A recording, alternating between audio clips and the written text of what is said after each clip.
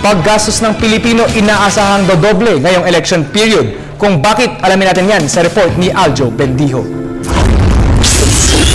Dumoble ang taas ng household spending ng bansa sa fast-moving consumer goods ng halos 5 bilyong piso sa mga nakalipas na eleksyon noong taong 2007 at 2010 kung ikukumpara ng mga taong walang eleksyon sa Pilipinas.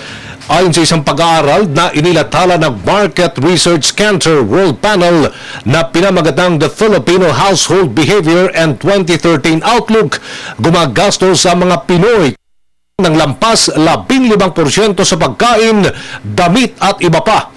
Batay pa rin sa ginawang pag-aaral, hindi lamang ang mga pamilyang may kaya kundi pati na rin ang mga mahihirap na pamilya ay mahilig din gumastos tuwing eleksyon.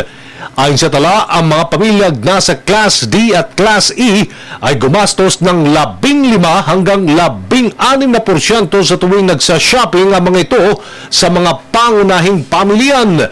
Nung nakalipas na eleksyon, ang benta ng non-essential items tulad ng mga sports drinks, air fresheners at cosmetics ay tumaas. 3.2 bilyong piso sa soft drinks habang 2.8 bilyong piso naman sa pasta at instant noodles.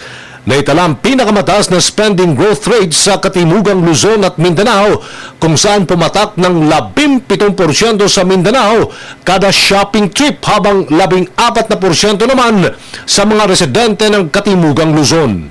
Madalas ginagastos sa mga Pilipino ang kanilang budget sa nakalipas na 2 eleksyon at years ng 15% sa pagkain, 22% sa beverage, 18% sa personal care at 9% sa household care products.